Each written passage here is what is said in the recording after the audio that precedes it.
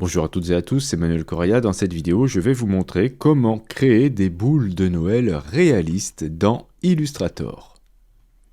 On va commencer par faire un nouveau document. Je vais dans le menu Fichier, Nouveau. Je vais choisir une taille assez petite. Je vais faire aller du 1920 par 1080 pixels. Donc je peux saisir dans la colonne de droite ces valeurs. Vérifiez bien que vous êtes en pixels. Je vais bien vérifier dans les options avancées que je travaille avec le mode colorimétrique RVB. Je vais créer un fond. Donc je vais prendre l'outil rectangle, faire un rectangle sur toute ma page.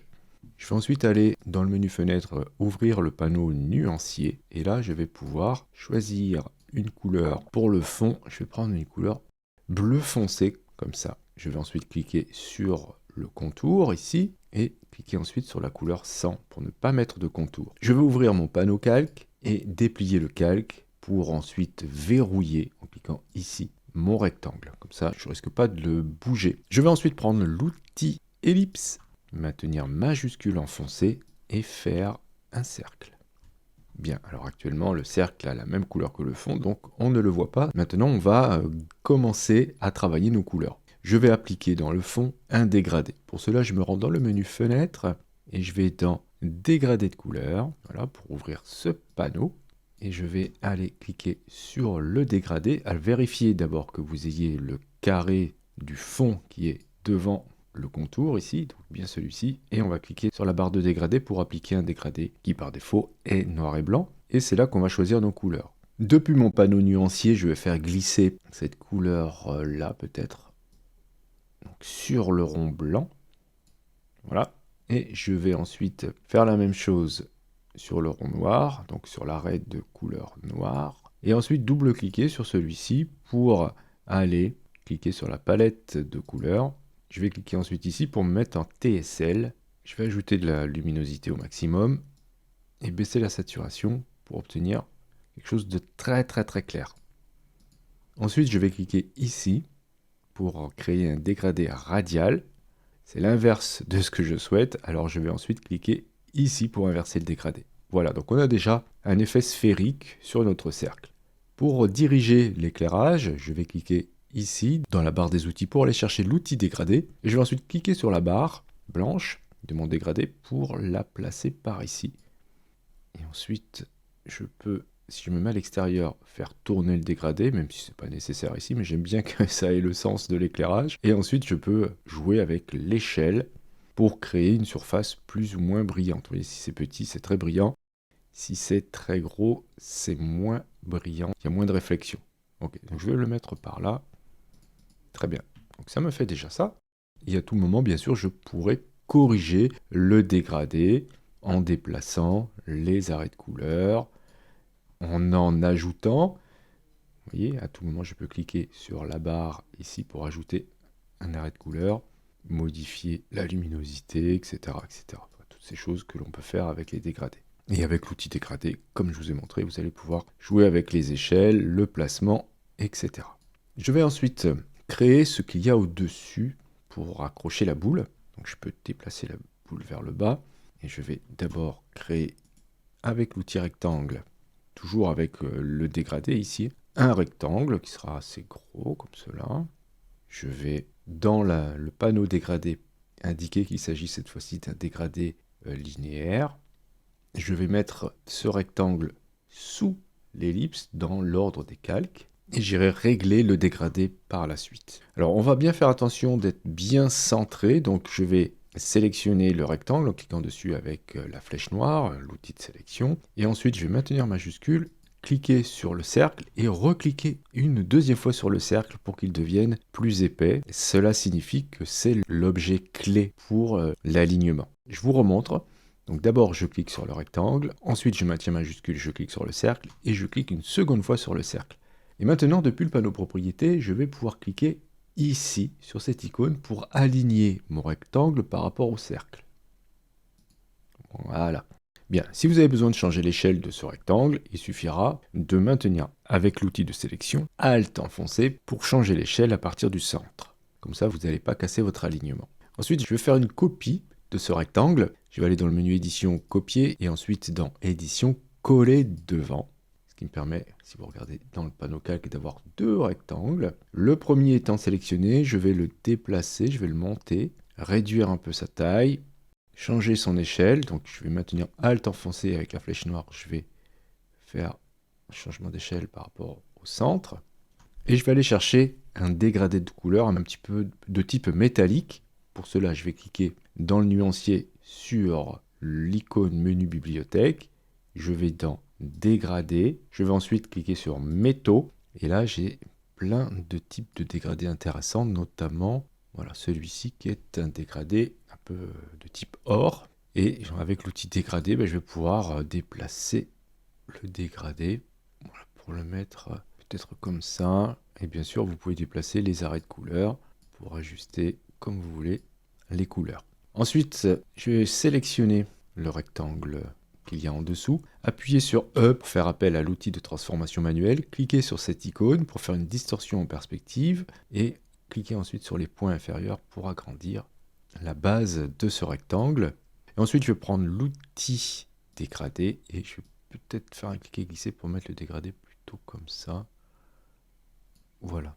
Après, on peut faire le petit anneau rapidement avec le même dégradé. Donc, je prends l'outil ellipse, je maintiens Alt enfoncé et majuscule pour faire un cercle à partir du centre.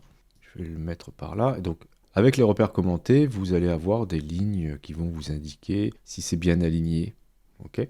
Ensuite, puisque j'ai déjà le dégradé dans le fond, je vais cliquer sur cette flèche ici pour permuter le fond et le contour, augmenter depuis le panneau propriété l'épaisseur de mon contour et depuis le panneau dégradé, je vais cliquer sur le contour et enfin ici pour appliquer le dégradé au travers du contour, ce qui me donne ça. Je peux ensuite dans le panneau calque faire glisser l'ellipse sous le rectangle. Donc, ok, on a déjà quelque chose de très intéressant. N'oubliez pas de sauvegarder depuis le menu fichier, enregistrer, cliquez sur enregistrer sur votre ordinateur. Je vais ajouter un effet de reflet à ce niveau-là. Donc, je vais prendre l'outil ellipse. Je vais créer une ellipse. Si vous souhaitez la placer, pendant que vous la créez, vous maintenez espace. Et quand c'est fait, vous lâchez. Je ne vais rien mettre dans le contour. Donc, je vais cliquer sur la couleur 100 pour le contour. Mais je vais appliquer un dégradé dans le fond. Pour cela, depuis le panneau dégradé, je vais cliquer sur le carré plein. Et dans la liste, ici, je vais aller choisir le premier dégradé, qui est le dégradé noir et blanc. Je vais aller choisir dans la liste moins 90 degrés. Je vais ensuite bien vérifier que le premier arrêt de couleur ici est du blanc. Et je vais faire la même chose pour le dernier arrêt de couleur. Je double-clique dessus et je vais mettre du blanc aussi. Mais par contre, je vais indiquer que le dernier arrêt de couleur ici a une opacité de 0. Maintenant, je vais prendre l'outil dégradé et je vais monter légèrement la barre vers le haut. Je peux même la rétrécir. Alors, ce que je vais faire, c'est plutôt ça, c'est monter le carré ici. Voilà, pour réduire l'étendue du dégradé, mais je veux que ce soit très clair en haut. Voilà, donc si on regarde, ça donne un petit effet comme ça. On pourra, depuis le panneau propriété, si l'on souhaite, modifier l'opacité, donc ici, de ce reflet. Actuellement, il est à 100, mais vous pouvez le mettre à 80 par exemple. Vous pourrez aussi jouer avec l'échelle, si vous souhaitez, de ce reflet. Bien, alors je vais retourner dans le panneau calque maintenant pour nommer correctement. Ici, l'ellipse, la première, c'est le reflet. Ensuite, le rectangle et l'ellipse ici, c'est l'accroche. Je peux même ajouter le tracé qui est en dessous. Donc ça, je vais tout sélectionner. Donc depuis le panneau calque, je vais maintenir majuscule à chaque fois que je vais cliquer dans l'espace qui est à côté du rond ici, et utiliser le raccourci CTRL-G ou commande G pour faire un groupe que j'appellerai accroche. Maintenant, je vais m'attaquer à l'ellipse, puisque l'ellipse que j'ai ici, c'est ma boule, donc je vais le renommer boule. Et ce que je souhaite faire maintenant, c'est ajouter un espèce de motif à l'intérieur. Par exemple, pourquoi pas faire un motif de flocon de neige. Alors, comment on va faire ça? Eh bien, c'est extrêmement simple. On va prendre l'outil trait. Dans la barre des outils simplifiés, l'outil trait se trouve dans le même groupe que l'outil ellipse. Sinon, dans la barre avancée, l'outil se trouve ici. Je vais faire un trait de cette taille à peu près, enfin peu importe pour l'instant la taille. Dans le panneau propriété, je vais ajouter un contour blanc qui serait assez épais. Alors, il faut que ce soit un contour blanc. Donc, je vais appliquer le blanc ici. Donc, depuis le nuancier, c'est très simple. Vous cliquez sur le contour et ensuite sur le blanc. Je vais ensuite, toujours depuis le panneau propriété, cliquer sur le mot contour et ensuite sur l'aspect extrémité arrondie. Je vais le déplacer un peu, je vais agrandir, voilà, il faudrait que ce soit un petit peu plus long. Donc avec l'outil trait, vous pouvez augmenter la longueur du trait et je vais en ajouter d'autres. Donc ici, je vais faire un trait comme ça. Donc je maintiens majuscule enfoncé lorsque je pose mon trait, ce qui me permet d'avoir un angle à 45 degrés. Je vais ensuite, avec l'outil de déplacement, maintenir Alt enfoncé et déplacer ce trait verticalement. Et comme je maintiens Alt enfoncé, je fais une copie et je vais utiliser le raccourci CTRL-D ou Commande-D pour en faire deux autres. Donc voilà, j'ai 4 branches que je vais pouvoir maintenant réduire. Donc le premier, il sera tout petit. Celui-ci, il sera comme ça. Celui-ci, comme cela. Ensuite, je vais sélectionner tous mes traits en maintenant majuscule enfoncé lorsque je clique dessus. Je vais aller dans le menu édition copier, où vous avez bien sûr des raccourcis, CTRL-C, et l'autre raccourci important, c'est coller devant, CTRL-V. Je vais ensuite dans la barre des outils, sous l'outil rotation. Donc là, vous avez un outil intéressant qui s'appelle l'outil miroir. Je vais double-cliquer dessus. Je vais choisir ici vertical et cliquer sur OK. Et ensuite, avec l'outil de déplacement, je vais déplacer mes branches et les positionner ici. Bien après, c'est très simple. Je vais sélectionner tout ça. Je vais aller dans le menu Objet. Dans Répéter, je vais cliquer sur Radial. Et là, je vais pouvoir jouer avec le nombre d'instances. OK. Donc voilà, vous allez pouvoir vous faire des flocons avec plus ou moins de branches. Donc, par exemple, un qui en aurait 8, le déplacer par ici. Je vais le dupliquer. Lui, je dirais qu'il en a 6. Je vais maintenir Alt et majuscule enfoncé pour faire un changement d'échelle. Alors si vous voyez que vous avez les contours qui ne changent pas en termes d'épaisseur, vous allez dans le menu Fenêtre et Transformation, cocher Mettre à l'échelle les contours et les effets. Donc lui, je vais le mettre par ici. Je vais le dupliquer, je maintiens Alt enfoncé et majuscule enfoncé et je fais glisser, ce qui me permet de faire une duplication en étant bien sur l'axe. Je vais faire la même chose sur celui-ci. Ok, donc ça c'est pas mal. Et ça, je vais essayer de le plaquer sur la sphère. Donc d'abord, je vais bien aligner le tout. Je fais une sélection de l'ensemble. Dans le panneau propriété, je vais cliquer ici pour bien vérifier que aligner sur une sélection est coché. Et ensuite, je clique sur les 3 petits points et je vais cliquer ici pour faire une distribution horizontale à partir du centre. Je vais ensuite dans le menu fenêtre, chercher le panneau symbole, faire glisser ces éléments dans le panneau symbole. Et je vais appeler ça flocon. Je peux ensuite supprimer mes flocons, me concentrer à nouveau sur ma sphère. Je vais aller dans le panneau calque. Donc j'ai ma boule ici, je la sélectionne et je vais la glisser, cet élément, sur le plus que vous avez tout en bas du panneau calque pour en faire une copie. Je vais ensuite sélectionner ma copie en cliquant là, prendre l'outil de sélection direct, cliquer sur ce point et ensuite sur la touche supprime pour supprimer le point. Je vais ensuite supprimer le fond, sélectionner le contour et appliquer une couleur pleine. Par exemple, la couleur qu'on avait déjà appliquée, c'est celle-ci qui est à gauche. Je vais ensuite dans le menu Effets, 3D et matière, et dans 3D classique, je ne vais pas utiliser les nouvelles fonctionnalités de 3D, mais plutôt les anciennes, je vais choisir Révolution classique. Je vais cliquer ici, et dans la liste, je vais choisir Avant. Voilà, ce qui me permet d'avoir ma vue bien face à moi. Je vais ensuite dans Plaquage, et normalement, on devrait voir une zone claire et une zone foncée. Mais ce n'est pas le cas pour moi, je ne sais pas pour vous, mais ce n'est pas très grave. Donc ce que je vais faire ici, c'est cliquer là pour voir ces deux zones. Si vous les aviez déjà avant, restez sur la surface 1. En tout cas, ce que je vais vous expliquer, ce qu'on va faire maintenant, c'est appliquer un symbole. Donc dans la liste ici, vous avez des symboles et on va retrouver nos flocons. Donc quand on fait ça, vous voyez, on peut appliquer une texture sur des faces, puisque c'est ça qu'on voit ici, sur les faces de notre objet en 3D. Donc le but, c'est de voir ça. Si vous ne le voyez pas, par exemple, après l'avoir appliqué ici, je ne les vois pas puisque c'est à l'intérieur. En tout cas, pour mon cas de figure, ce n'est peut-être pas le même cas pour vous. Donc ici, je ne vais pas le faire. Donc vérifiez bien chez vous que vous les voyez bien pour les bonnes faces. Alors on a la possibilité, avec les poignées de transformation, de déplacer notre motif ou notre texture. Donc par exemple, si on veut la rendre plus petite et visible uniquement sur une partie, donc ici vous voyez que notre sphère est divisée en deux, nous avons la partie éclairée et la partie sombre. Moi comme c'est inversé, c'est la partie sombre qui est visible, voilà, et ce que j'aimerais faire c'est peut-être ça, voilà, où je peux les placer, où je veux, voilà. On va cliquer ensuite sur géométrie invisible. Pour Pourquoi? Pour retrouver le travail qu'on a fait précédemment dans Illustrator, et surtout ça va nous permettre ensuite d'aller simplifier grandement nos tracés. Donc une fois que c'est fait, vous pouvez cliquer sur OK, et enfin une deuxième fois sur OK. Donc ça nous fait ça, c'est très intéressant, mais maintenant, il va falloir qu'on simplifie tout ça, car si on doit exporter l'objet en SVG, etc., ça risque de peut-être de poser des soucis. Donc je vais aller bien vérifier que ma boule, la deuxième boule ici avec le motif est sélectionnée. Je vais dans le menu Objet, et je vais cliquer sur Décomposer l'aspect. Donc j'ai un groupe ici qui a été créé, dans lequel se trouve un autre groupe, et on a énormément de choses là-dedans. Donc ce que je vais faire, c'est que je vais identifier le groupe qui m'intéresse, donc c'est le premier. Les autres, si je clique sur l'œil, ne servent à rien. Donc je vais tous les sélectionner à part le premier. Donc je vais cliquer ici, je maintiens majuscule enfoncée, je clique sur le dernier pour sélectionner les intermédiaires, et je clique sur la corbeille pour les supprimer. Je vais enfin ouvrir le groupe, et j'ai ici un masque pour le groupe, que je vais pouvoir aussi supprimer en cliquant sur la corbeille. Et dans ce groupe, j'ai tous ces tracés-là. Donc ce que je vais faire, c'est que je vais cliquer au niveau du groupe, le dernier. Je vais cliquer ici pour tout sélectionner.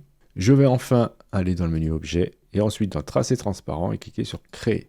Voilà, ça me fait qu'un seul objet, vous voyez, c'est beaucoup plus simple. J'ai perdu le fond, mais c'est pas grave. Je vais dans le panneau couleur, cliquer sur le fond, et appliquer du blanc, par exemple. Voilà, donc j'ai maintenant mon motif qui a été appliqué, et d'une manière beaucoup plus simple, vous voyez, c'est beaucoup plus allégé, il y a beaucoup moins de points d'ancrage. Alors, je peux toujours ensuite cliquer sur ma boule, je vais plutôt l'appeler motif 1, et je vais ensuite, après l'avoir sélectionné dans le panneau propriété, cliquer sur opacité et utiliser un mode de fusion peut-être de lumière tamisée. Vous voyez, donc ça nous donne un petit effet de volume comme cela. Et on pourrait aussi utiliser d'autres modes de fusion. Incrustation, c'est un petit peu plus fort. Et bien sûr, des motifs, du coup, vous allez pouvoir en faire plein d'autres. Je vais cacher mon motif 1 et je vais en faire un autre. Par exemple, des espèces de traits avec des vagues. Donc je vais prendre l'outil trait. Je vais faire un long trait en maintenant majuscule enfoncée pour que ce soit bien droit. Je vais dans le panneau propriété pour augmenter l'épaisseur du contour. Je vais enfin changer sa couleur, mettre en blanc. Je vais dans le menu Effet. Dans Distorsion et Transformation, je vais cliquer sur Zigzag. Je vais cliquer ensuite sur Arrondi. Augmenter le nombre d'inflexions. La taille. Mettez un nombre impair pour que ça termine à la même hauteur. Et ensuite, je peux faire une copie de tout ça. Donc, je vais sélectionner mon trait, maintenir Alt enfoncé et commencer à déplacer en maintenant majuscule, ce qui me permet de faire un déplacement vertical et une copie en même temps, et CTRL D ou commande D pour répéter la transformation. Ensuite, je peux sélectionner tous mes traits et comme tout à l'heure, les glisser dans le panneau symbole. Donc, je peux supprimer tous mes traits et je vais refaire exactement la même chose que tout à l'heure, c'est-à-dire une copie CTRL-C et CTRL-V, ou commande si vous êtes sur Mac. Sélectionnez un point avec l'outil de sélection directe, le supprimer, ôter le fond, mettre un contour plein de la couleur de votre choix. Ensuite, dans le menu Effet, on peut aller chercher 3D matière, 3D classique, révolution classique, se mettre en vue avant, cliquer sur plaquage, choisir la bonne face qui nous permet d'être dans le bon sens et aller choisir trait.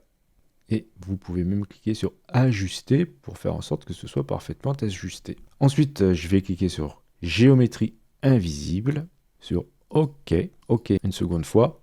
Dans objet, je vais décomposer l'aspect. Je vais ouvrir le groupe, enfin tous les groupes, identifier les groupes que je ne souhaite pas voir. Donc comme tout à l'heure, je vais supprimer tout sauf le premier. Je vais ensuite sélectionner le groupe en cliquant là. Et je vais me rendre dans le menu Objet, Tracé transparent, Créer. Mettre une couleur blanche pour le fond. Et déplacer ce tracé transparent sous motif 1 et supprimer le groupe boule. Voilà, donc tracé transparent, celui-ci, je vais l'appeler motif 2. Ok, et comme tout à l'heure, depuis le panneau propriété, je peux lui appliquer une opacité, comme on veut. Tout à l'heure, je vais utiliser incrustation, pourquoi pas, et ça donne un effet très sympa.